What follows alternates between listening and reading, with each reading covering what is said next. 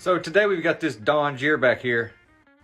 Customer said it wouldn't even start on starting fluid. So let's look at this carb.